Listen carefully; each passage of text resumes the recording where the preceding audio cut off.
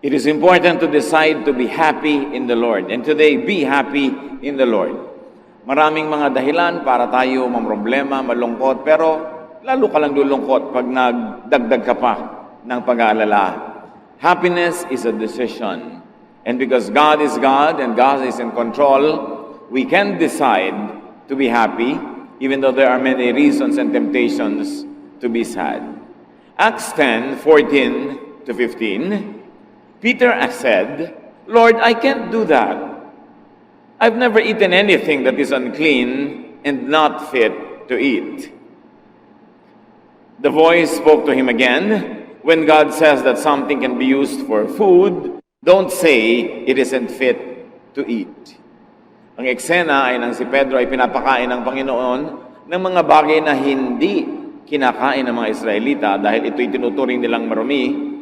At sinabi ng Diyos, "Huwag mong matawag-tawag na marumi, ang ngayon ay ipinapakain ko sa iyo, therefore sinasabi ko sa iyo, malinis yan."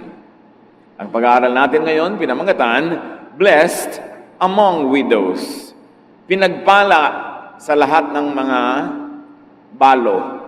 Isang napakahalagang kwento na kapupulutan ng mayamang aral. Salamat, Panginoon, dahil kami pinagsama-sama mo upang magdiwang ng iyong kabutihan, upang ipagdiwang namin ang isang buhay na naman, isang araw na idinagdag niyo sa amin.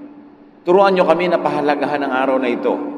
Huwag itong baliwalain, punuin ng reklamo at lungkot, kundi ito ipagdiwang at ipagsaya.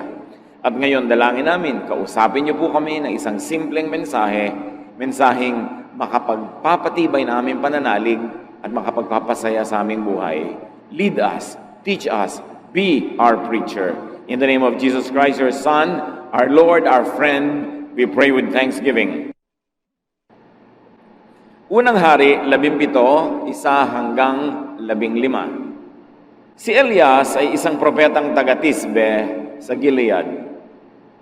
Sinabi niya kay Ahab, "Saksi si Yahweh, ang buhay na Diyos ng Israel na aking pinaglilingkuran, hindi uulan, ni hindi magkakahamog sa mga darating na taon hanggat di ko sinasabi." Pagkatapos sinabi ni Yahweh kay Elias, "Umalis ka rito at magtago ka sa batis ng Karit, sa silangan ng Jordan. Maiinom mo ang tubig sa batis ng Karit, at may inutusan ako mga uwak na maghahatid sa iyo ng pagkain." Sinunod nga ni Elias ang sinabi ni Yahweh. Lumakad siya at nanirahan sa may batis ng Karit sa silangan ng Jordan. Umaga't hapon, may mga uwak na nagdadala sa kanya ng pagkain at sa batis naman siya umiinom. Ngunit dumating ang panahon na natuyo na rin ang batis.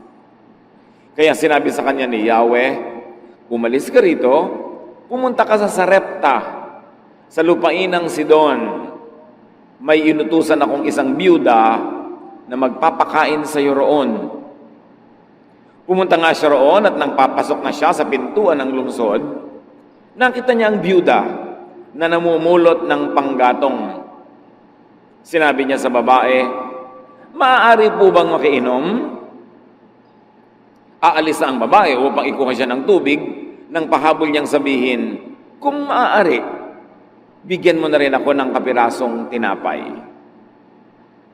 Sumagot ang babae, "Saksi si Yahweh ang inyong buhay na Diyos na wala na kaming tinapay.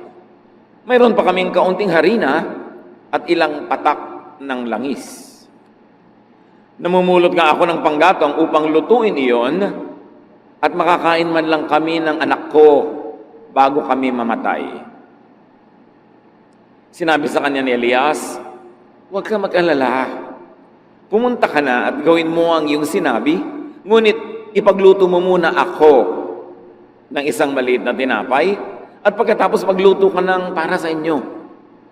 Sapagkat ganito ang sabi ni Yahweh, Diyos ng Israel, hindi ninyo mauubos ang harina sa lalagyan at hindi rin matutuyo ang langis sa tapayan hanggat hindi sumapit ang takdang araw na papatakin na ni Yahweh ang ulan."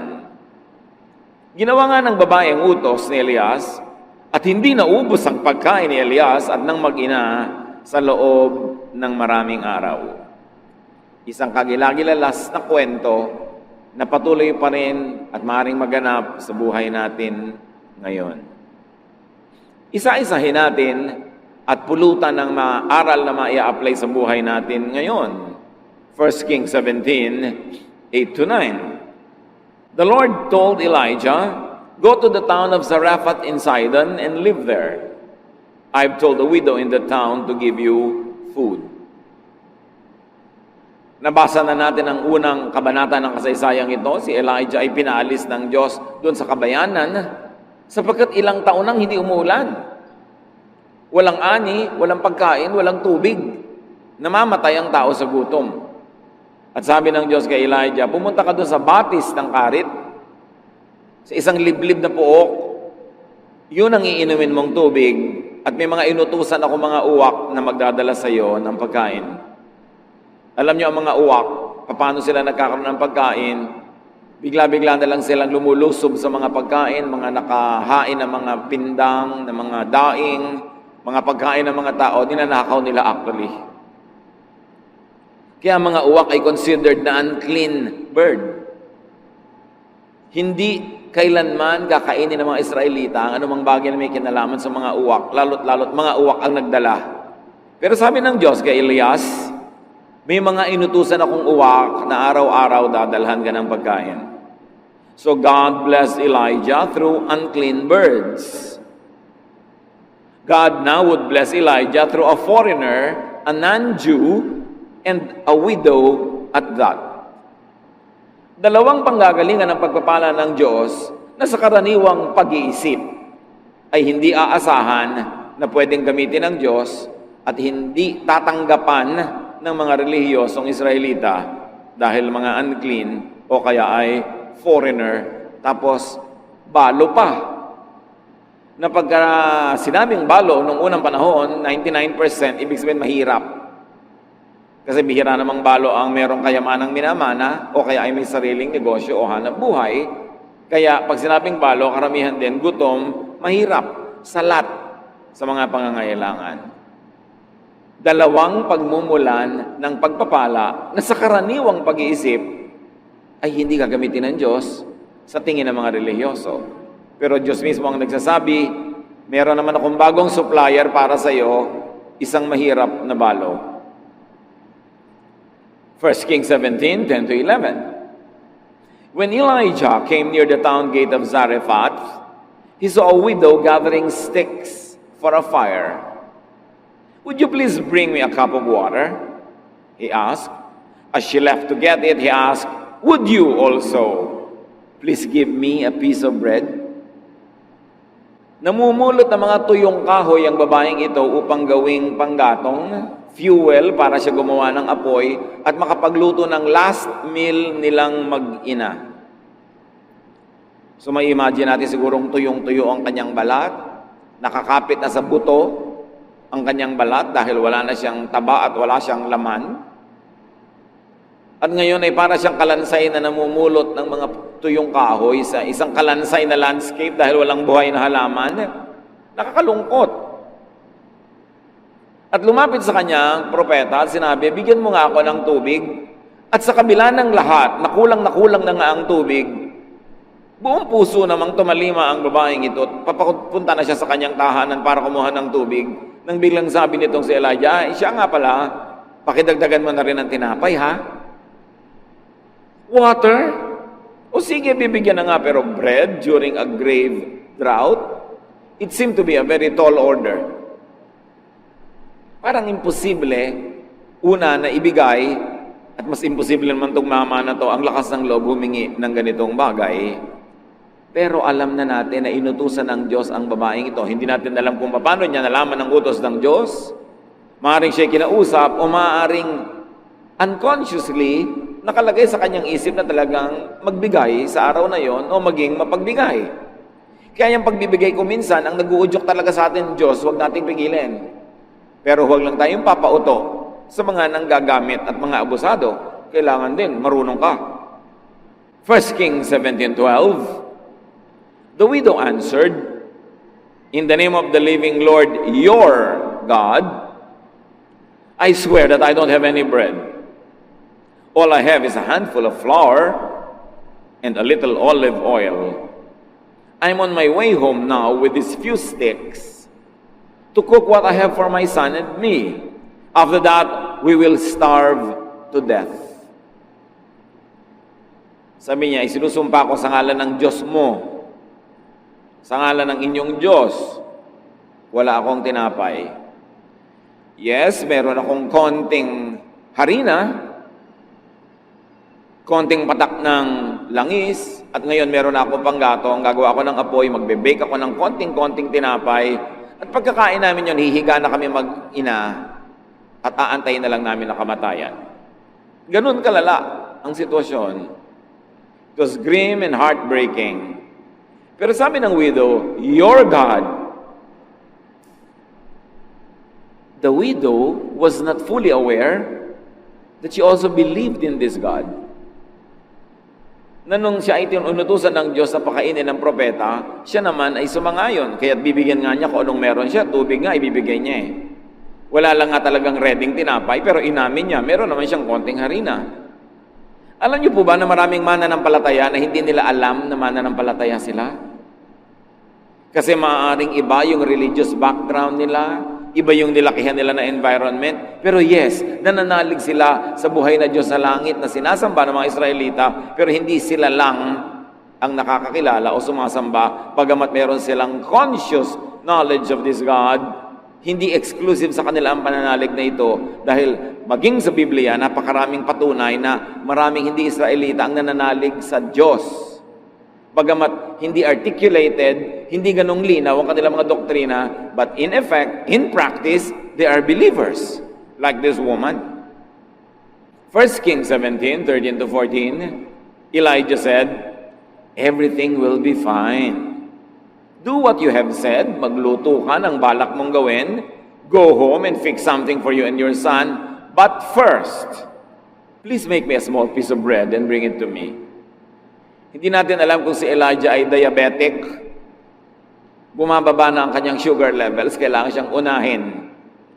Kaya sa mga kainan, merong lane dapat ang senior citizens, hindi lang dahil mahina na sila at matanda na sila, marami sa kanila diabetic na rin. At alam niyo ng mga diabetic, pag nagutom, kailangan pakainin agad dyan. Bumababa ang blood sugar. Well, we don't know if that's the case of the prophet. Pero sabi niya, sige, gawin mo yung balak mo magluto para sa inyong dalawa. Pero pakiuna mo na ako. Magluto ka muna ng kapiraso, dalhin mo sa akin, at pakainin mo ako. Verse 14, the Lord God of Israel has promised that your jar of flour won't run out and your bottle of oil won't dry up before He sends rain for the crops. Sabi niya, tama ka, magluto ka, pero unahin mo ako. Maaaring ang uunahin niyang lutuin, yun na yung lahat-lahat ng harina niya. Wala nang matitira sa pangalawang luto. Pero sabi ng propeta, pag ginawa mo yan, hindi mauubusan ng laman ng iyong banga. Tuwing dudukwang ka at titingnan mo ang loob, meron ka uling maluluto. Kaya sige na, ipagluto mo na ako. Siguro ngayon, sa mga young people, pag sinabi mo yan, ang sagot nila sa iyo, uunahin talaga kita. Huling-huling supply na nga ito. 1 Kings 17:15, the widow went home and did exactly what Elijah had told her. Sabi sa inyo, mananampalataya ang babaeng ito Hindi lang niya alam. She had great faith. She was a believer, better than most people, na yung pananalig nila ay nakadoktrina, nakakwadro, nakasulat, nakadikit sa refrigerator, pero hindi naman ginagawa sa totoong buhay. Ang mga paniniwala nila ay malinaw na malinaw, ipinaglalaban, ipinagtatalo, nakikipagdigma sila at nakikipagdebate, pero sa totoong buhay, hindi naman sinusunod. Ang babaeng ito, hindi malinaw sa kanyang pananalig, hindi niya nga alam, mananalig pala siya Pero sa totoong buhay, she practices that faith. And at least, what she had was kindness. And kindness is high religion. May bubuti pa bang relihiyon sa pagiging mabait? Sa pagiging mabuti? Aanin mo ang relihiyon kung di ka naman mabait at mabuti. So ang babae ay sumunod. At sabi ng Bible, she and Elijah and her family had enough food for a long time. Dahil sinunod niya ang utos sa kanya ng Diyos, sinunod niya ang sabi ng alagad ng Diyos, she practiced that faith which was not articulated by doctrine, but nevertheless was articulated by her deeds, and you will know a tree by its fruits, sabi ni Jesus. Matapos siyang magluto para sa propeta, ang bango nun, alam niyo yung bagong bake na tinapay? At ang mga Israelita noon, magpapainit sila ng bato, lalagyan nila ng gatong yung ilalim ng bato, iinit yung bato, mainit na mainit, doon nila ipapatong yung harina na may konting langis. At kung may supply, baka may itlog pa yun na isinama, pero ngayon, langis lang talaga at konting oil at harina, ang bango nun, lalo sa taong gutom, pero tiniis nilang mag-ina ang gutom nila, ibinigay muna nila sa propeta. And lo and behold, natingnan niya uli ang kanyang banga, may bago na namang harina doon, nag-bake siya, at araw-araw, sa tinagal-tagal ng panahon, bago umulan at tumubo uli ang mga halaman at makarecover ang ekonomiya, yun ang naging pagkain nila. Kung ipinagkait niya, kung nakinig siya sa word, at naging selfish siya, meron siguro silang nakaing last meal, pero yes, last na talaga. So she was blessed among so many widows. Maraming aral. At natitiyak ko ngayon pa lang na process na ng marami sa atin kanong aral sa ating personal na buhay. Pero dagdagan pa natin. More blessings could await those who help God's chosen servants. That's what the story says. Mark 9:41, sabi ni Jesus, anyone who gives you a cup of water in my name, just because you belong to me, will surely be rewarded. Sino man daw na mag-aabot kahit man lang isang basong tubig sa kanyang mga alagad, dahil mga alagad sila, dahil naglilingkod sila sa Diyos, dahil instrumento sila ng Diyos, tiyak na magagantimpalaan. Ang babaeng ito, hindi lang tubig, pati yung huling tinapay, ibinigay pa niya. Kaya takot-takot na tinapay ang naging kapalit. Isang aral is that more blessings could await those who help others, even though they themselves are also needy. Ang pagbibigay sa kapwa sa panahon ng sagana ay maganda. Pero hindi ka hanga-hanga kasi sagana naman eh. Pero ang pagbibigay sa kapwa sa panahon ng pangangailangan, ng kagipitan, ng kasalatan, dakilang pananalig. Pananalig sa ano? Pananalig kanino? Pananalig sa Diyos.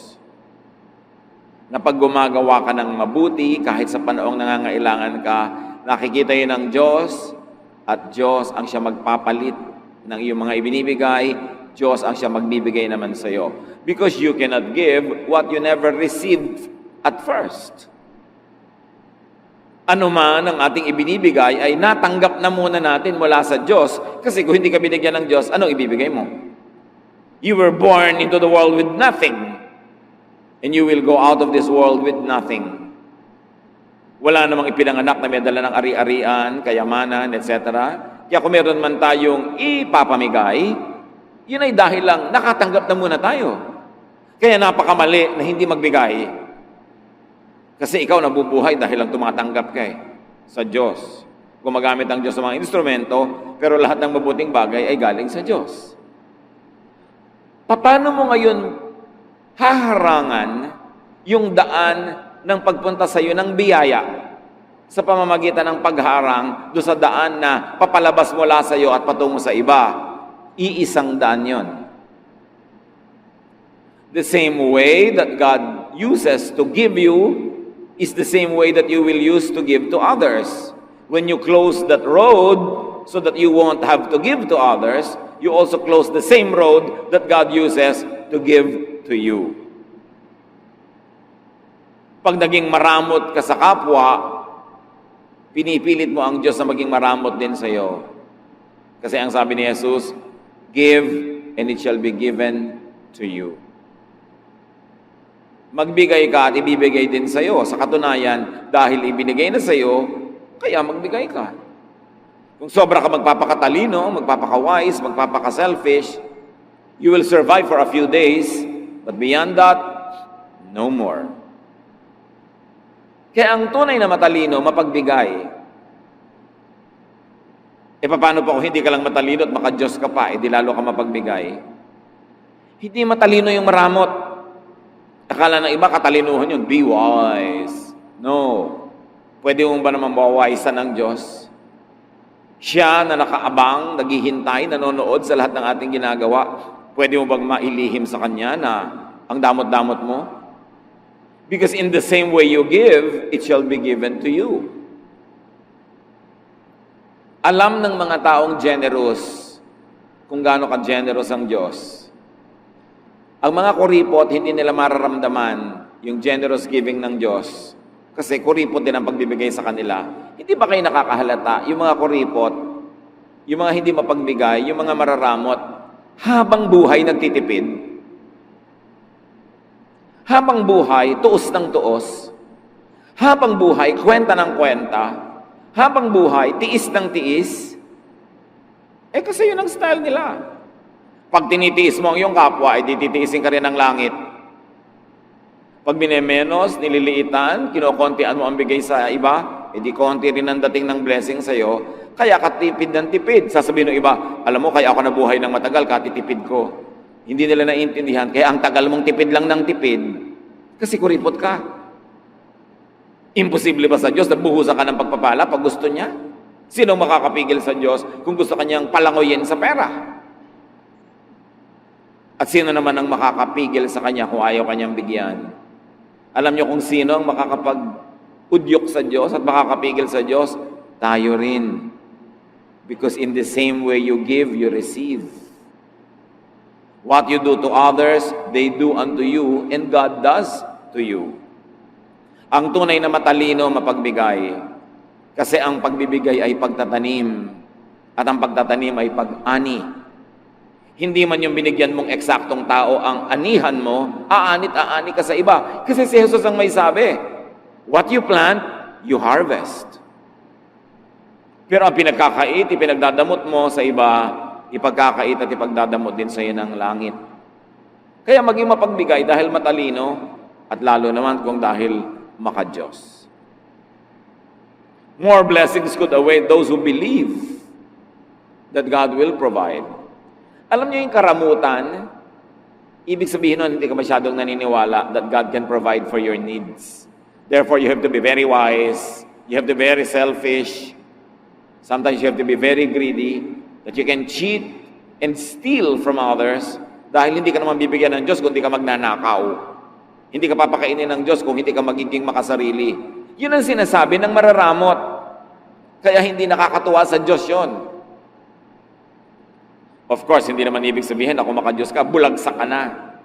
Tapon ka na lang ng tapon, bigay ka na lang ng bigay kahit sa hindi dapat bigyan. But do not let needs and famines scare you. Do not let needs and famines take away your humanity and kindness away. Yes, merong panahon ng taggutom, pero Diyos pa rin ang Diyos sa panahon na yon. Yes, may panahon na wala kang kita, wala kang trabaho, wala kang negosyo. Yes, may panahon na lugi ka. Yes, may panahon na salat at kulang na kulang ka. Pero ang Diyos ay nakaupo pa rin sa kanyang trono at siya pa rin ang Diyos. Ang mahalaga sa mga panahon na ganito, manatiling tapat,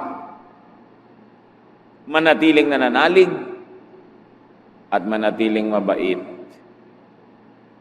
Hindi sapat na dahilan ng ating mga kasalatan at pangangailangan para tayo maging maramot at masama sa kapwa.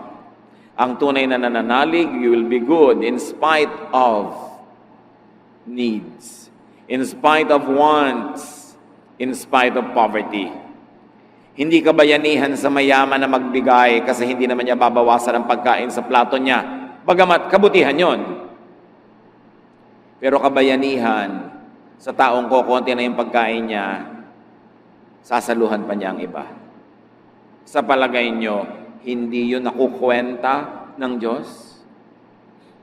Hindi yun nakikita ng Diyos. Kaya ang karukhaan ng pangangailangan ng paghihirap ay napakalaking tukso.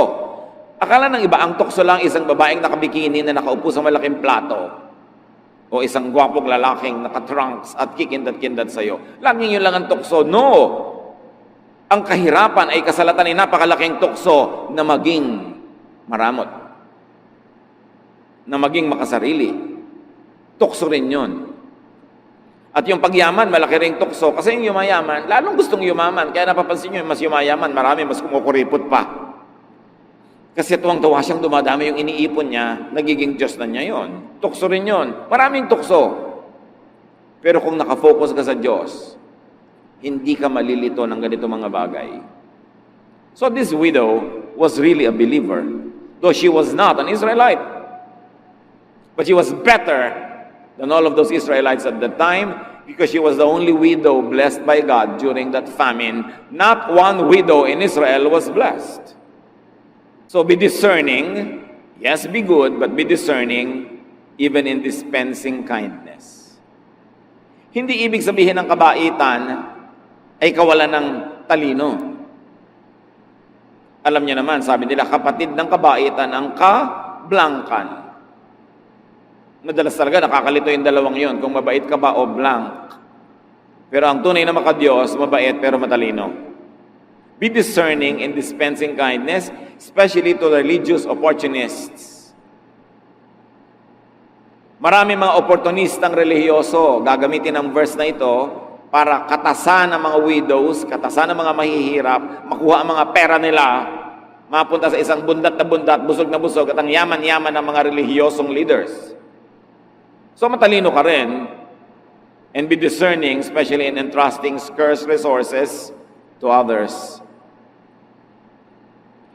Konti na nga yung resources mo, yes, nagbigay yung babae, pero hindi kahit kanino na lang, ibinigay naman niya dun sa propeta na sinabi ng Diyos ay bigyan niya. Matthew 10:16, sabi ni Jesus, be as wise as snakes and as innocent as doves. So kailangan wise ka kung mananampalataya ka. Hindi ka blank. Hindi ko mo mananampalataya ka, blank ka na. Dapat matalino ka. Kailangan nag-iisip ka. Hindi ka basta bigay ng bigay. Pinag-iisipan, ipinapanalangin. Pero ayon sa udyok ng Espiritong Banal, we become generous. Belief in God is not limited to those with religious awareness. Nakita nyo yon? Wala namang masyadong sinabing religious awareness ang babaeng ito. Pero ang pananalig niya, platinum. Kasi nakikita sa gawa. Ang tunay na pananalig ay nakikita sa gawa, hindi sa salita, hindi sa doktrina, hindi sa laki o version ng Biblia na hawak mo, kundi sa gawa. Kaya maraming mga tao hindi relihiyoso sa biglang tingin, pero mas spiritual pa kaysa sa mga relihiyoso dahil sa gawa. By their deeds you will know them, sabi sa Bible. By their fruits you will know them if they are children of God. And apparently, very clearly in this story at least, and in many more other stories, God's blessing is not limited to Israel or to Israelites. God's blessing is not limited to certain persons or groups of persons. Walang limitasyon kung sino ang pwedeng pagpalain ng Diyos. Hindi garantisado na pag relihiyoso ka, blessed ka na. At meron naman mga hindi relihiyoso na be-bless. Luke 4:25-28, sabi mismo ni Jesus, isa sa mga konting kwento sa Old Testament na kinote ni Jesus, once during the time of Elijah, there was no rain for 3.5 years. And people everywhere were starving. There were many widows in Israel, but Elijah was sent only to a widow in the town of Zarephath near the city of Sidon. When the people in the meeting place heard Jesus say this, they became so angry. Nangangaral si Jesus sa loob ng bahay dalanginan nang inungkat niya ang kwento ng babaeng ito. Sabi niya, alam niyo noong unang panahon, 3 kalahating taong walang ulan, Anong klaseng El Nino yan? Ang tagal. Drought. Pag may drought, walang tubig. Pag walang tubig, walang halaman. Pag walang halaman, walang kakainin ng sino man. 3.5 years. Kung may itinago ka man, ubus na dahil 3.5 years. Sabi niya, wala ni isang babaeng balo sa Israel na pinagpala at pinili ang Diyos, kundi ang babaeng ito na taga Sidon, meaning Gentile, hindi Israelite. Sabi ganoon, siya lang ang pinagpala ng Diyos. Nagalit ang mga banal at relihiyosong Israelita na nakikinig noon sa sermon ni Jesus. Bakit sila nagalit? Because the Jews had always thought of and considered themselves as special and favored. Sobra na nilang napapaniwala ang kanilang mga sarili na napaka-special nila sa Diyos. Sila lang ang mahal ng Diyos, sila lang ang anak ng Diyos, sila lang ang itinangin ng Diyos. At yan ay binasag ni Jesus sa napakaraming pagkakataon. Ipinamukha niya sa mga Israelita, you are not as special as you think.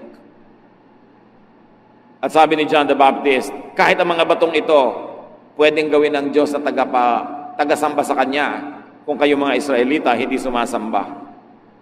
Sobra kasing naging ethnocentric ang mga Israelites. Sobrang yumabang sila. Sila lang ang blessed. At sabi ni Jesus, alam niyo ba? 3.5 years, not one widow in Israel was blessed, but this outsider was blessed. Because God blesses whom He likes to bless. Hindi mo pwedeng limitahan ng Diyos na yung gusto mo lang i-bless niya, ang i-bless niya. The Lord told Moses that He has pity and mercy on anyone He wants to. Kung sino man ang maibigan ng Diyos sa kaawaan, tulungan, sino ang makakapigil sa Kanya. So God can bless you because maganda yon, na pagpapala ka dahil bagay ka, karapat-dapat ka, marami kang ginagawang mabuti, religyoso ka, etc. But God can bless you in spite of. Yes, pwede kang pagpalain ng Diyos dahil bagay ka, at pwede kang pagpalain ng Diyos kahit di ka bagay pagpalain, lalo sa tingin ng iba. God can bless you anyhow, anyway. Ganun kahiwaga ang Diyos.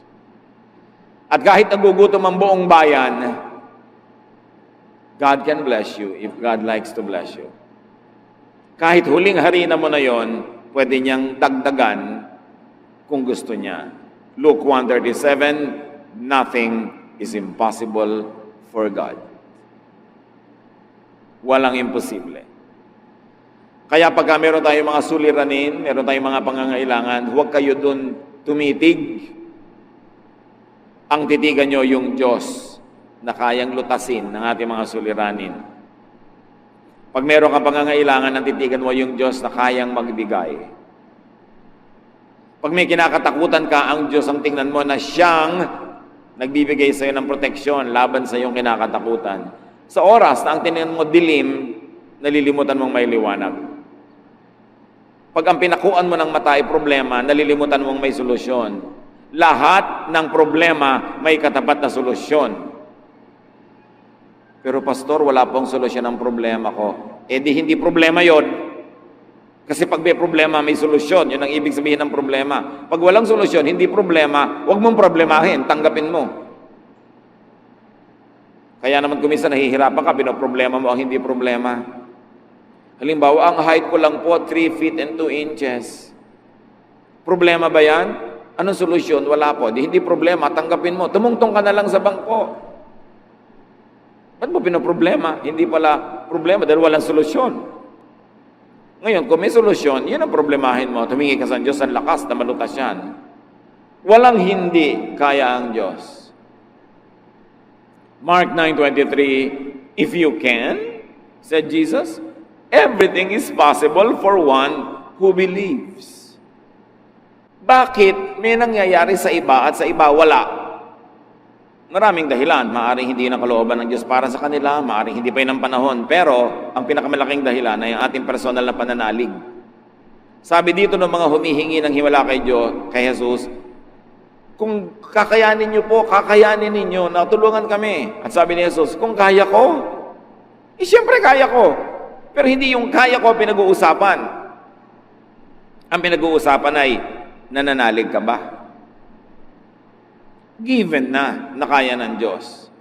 Pero hindi komo kaya ng Diyos ay gagawin ng Diyos kung wala ka namang pananalig. So yung pananalig mo ang susi na magbubukas sa lock ng pagpapala ng Diyos. Yes, may pagpapala sa loob. Meron, kaya niya. Pero ang magbubukas doon ang iyong pananalig. Kaya kailangan nananalig. What are your needs? Tulad ng babaeng yan, may mga pangangailangan tayong lahat. Ewan lang kung merong mas sisidhi pa sa pangangailangan niya, nakakain na sila ng huli nilang pagkain mag-ina at mamamatay na sila. Ewan kung may makakaproduce ng mas malalapad dyan at wala. Therefore, may solusyon ang needs na yan. Nakakita na ba kayo ng banga na hindi naubusan ng laman? Kung yung masabi-sabing wala dahil kakatingin-tingin lang natin, meron. At kung nakabukasan yung spiritual eyes, you must have seen it already. Hindi ito kwentong kutsero, hindi ito kwentong barbero, ito ay Biblia na pinag-uusapan natin. Salita ng Diyos, merong banga na hindi nawawala ng laman. At yung bangang yon, pwedeng banga mo sa bahay. Sa katunayan, baka nga kaya buhay ka pa ngayong kapatid kasi hindi naubos-ubos yung banga. Hindi mo lang nahahalata na pinagpapala ka ng Diyos. Kasi kung hindi ka pinagpapala ng Diyos, dapat matagal ka ng patay. Dapat matagal ka nang namatay sa gutom, nasagasaan ka na ng lahat ng tricycle at tren at kotse, sa lahat ng pagtawid mo sa lansangan, nahulog ka na sa lahat ng kalsada, nalunod ka na sa lahat ng swimming pool, nalason ka na sa lahat ng pinagkakakain mo sa mga tabi-tabi. Buhay ka pa nga, hindi ka ba malaking himala ng Diyos? Tapos nalilimutan natin, yes, himala tayo ng Diyos. Kailangan pa ba talagang may mga trompeta ng anghel, mga kulog at kidlat at mga kampana para malaman mo naghihimala sa buhay mo ang Diyos? And most of the time, we are ungrateful, blind to the blessings of God dahil hindi tayo nakatingin. O pagtingin mo, mayroong laman, sabi mo, ay, walang palaman. Walang dressing. Nalilimutan natin kasi kuminsan yung pagpapala kasi ang hinahanap natin yung icing, ang laki-laki ng cake na nasa harap mo. Nandito pa tayong lahat dahil katulad tayo ng babaeng ito. Up to this moment, at the very least, hindi na ubusan ang banga nyo. Kahit mga kuminsan napakaburara natin, napakapabaya, kuminsan hindi maingat, pero ayan, buhay pa rin tayong lahat. God can bless you. And remember this, God can bless you even through ravens. Kahit unconventional at unclean, maruruming mga uwak, ginamit ng Diyos para kahit panandalian, buhayin yung kanyang anak na walang makain. So, hindi na kailangan magselan-selan ka lalo sa panahon ng pangangailangan. Nauunawaan niya ng Diyos at may ganap at sapat na mga halimbawa sa Biblia. Ang Diyos nga nagsalita sa pamamagitan ng isang donkey. Pinagpala ng Diyos ang mga spies ng Israel through a prostitute, Rahab. Marami mga relihiyoso ngayon, mas maselan pa doon sa mga karakter sa Bible na pinagpala talaga ng Diyos. Meron pa, walang katrabaho sa buhay, tapos may nag-alok, kaya lang may trabaho pag linggo. Ayaw payagan ng kanyang religious leader na magtrabaho dahil linggo kailangan nasa church. Namamatay ka na nga sa gutom, hindi ka pa tatanggap ng trabaho, di magsimba ka pag Miyerkules, pag Huwebes, pag Sabado. Tatanggihan mo yon? Meron pa nga nagtatanong, paano po yan? Nagtatrabaho po ako sa ganito, ganun. Nasabi po ng leader namin, hindi daw banal yung pabrika na yon, hindi daw banal yung trabaho na yun. May iba ka bang choice ngayon? Wala nga po. Di binibigay sa'yo ng Diyos yan para ka mabuhay kahit panandali. Di maghanap ka ng iba. Pero habang hindi ka nakakahanap, ang gusto mo, magpakamatay ka sa gutom. Patayin mo mga anak mong nakaasa sa'yo dahil ang banal-banal mo. Itong ang propeta, pinakain through these ravens. And this prophet, a man, was fed by a widow. Meron bang imposible sa Diyos kung gusto kanyang pagpalain? Kaya sabi ni Pedro, hindi po ako makakakain yung mga yan, marumi. At sabi ng Diyos, wag na wag mong matatawag na marumi ang ipinapakain ko sa iyo. Ako ang nagpapakain. The earth is the Lord's and everything in it. And no one can and should stop God to bless you. Kahit yung pagiging maselan mo na may relihiyoso, meron kang dapat tanggapin, lalo sa oras ng kagipitan, at tanggapin mo yon na nanggagaling sa amang umuunawa at nagmamahal sa iyo.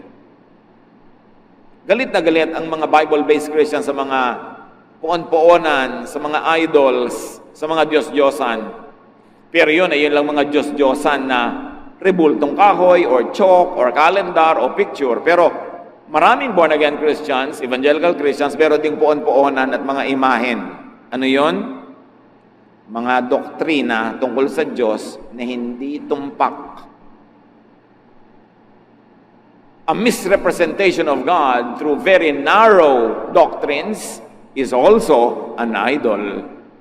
Because the definition of an idol is a misrepresentation of God. So when you misrepresent God, make God angrier than He is, make God look more strict than He is, you are actually creating an idol and you are worshiping an idol. Parehong bawal lang yun. Isang galit na galit ka sa rebultong kahoy, rebultong bato, pero may rebulto ka wala sa utak mo, doktrina tungkol sa Diyos na mali. Baluktot, salungat, sa tunay na imahe ng Diyos na mabait, mabuti, maunawain, mapagpatawad. So, you could be blessed by God even through an unlikely source. May nagtatanong pa, paano po pag may nag-donate ng tithe ng napanalunan niya sa loto, tatanggapin niyo po ba? Sabi ko, aba, yes, dalian. Galing po sa loto. Galing po sa kanino lahat ang pera sa mundo? Ibig mo sabihin, examining ko pa ang lahat ng nagtatithe dito? Nasa Diyos yun at nasa nagbibigay. At kung galing man sa hindi maganda, dahil ibinigay niya sa maganda, di gumanda. Hindi ba galing din tayo sa dilim, hinugod sa dilim? Galing din tayo sa hindi maganda? Pero dahil sa Panginoon, gumanda ang situation natin. Lahat napapaganda ayon sa puso at ayon sa layunin. Huwag sobrang maselan. Wala nang ang trabaho, magbibitiw pa sa trabaho dahil sa religious arte. Lalo kung may pananagutan ka, may mga pakainin ka sa buhay mo, tanggapin mo yan bilang pagpapala sa Diyos. At kung hindi ka masyadong komportable, di maghanap ka ng iba, pero habang wala pa, bakit ka naman tatalon from the frying pan to the fire? Na nasa banig, lilipat sa sahig, sabi ng matatanda. Don't be so squeamish. Minsan, mas baselan pa tayo sa Diyos. Mas banal pa tayo sa Diyos. Kasi meron tayong mga paniniwalang hindi naman totoo dahil nahuhubog ang paniniwala natin sa Diyos through doctrinal idolatry. Idols din yun. Dapat din yung basagin. Dapat ipakilala ang Diyos kung sino talaga siya at kung paano siya nagpakilala sa Biblia. Hindi lang siya isang snapshot. Yes, there were moments when God was strict. There were moments when God was angry, but those were just snapshots. Parang snapshot ng balance nyo sa bangko. Hindi ko may laman yun. Nung nag-apply kayo ng visa, ibig sabihin may laman pa yun ngayon. Di ba? Naiiba-iba rin yun. Maraming snapshots ang Diyos. Hindi siya pwedeng ikulong sa isang snapshot lang. Dapat malawak ang pagtingin mo sa Kanya kasing lawak ng presentation ng buong Biblia sa Kanya. Don't limit God. So do not focus on your needs, but focus on the giver, the Lord. So are you needy? Anong mga pangangailangan ninyo? Anong mga kalungkutan ninyo? Anong mga kasalatan? Hindi yan excuse para maging masama. Hindi yan excuse para maging masungit. Hindi yan excuse para maging maramot. Lahat tayo may hinihilang buntot. May mga pabigat sa buhay, pero hindi excuse yun para ilabas mo yung sungay. Mas may hinihila kang bigat, mas gumaganda pagka kagandahang loob, kagandahang asal ang ating ipinapakita. Kahit na may problema ka, pwede kang umiti. Kasi ang pagsimangot naman, hindi masosolve yung problema mo eh. So huwag tayong pabigat sa sobrang mga dami ng mga issues. Huwag nating lilimutin ng Diyos kasi siya ang laging tumutulong sa atin. At kaya niya tayong tulungan kung iibigin niya. Yung puso natin ang ilagay natin sa tama. Makinig tayo sa udyok ng Espiritong Banal. Huwag tayong matakot sa famine. This widow survived it. And there's no reason why anybody cannot, basta tayo kakasihan ng Diyos at pagkakalooban niya ng pagpapala. So sa Kanya tayo umasa, sa Kanya tayo manalig, at yung turo niya ang ating sundin. Ama namin, salamat dahil kayo'y laging nandyan, hindi nag-iiba. Sa katunayan, kami ang patunay na kayo'y himala.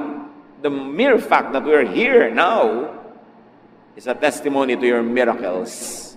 Many miracles. Turuan niyo kaming mabukas ang isip, ang mata,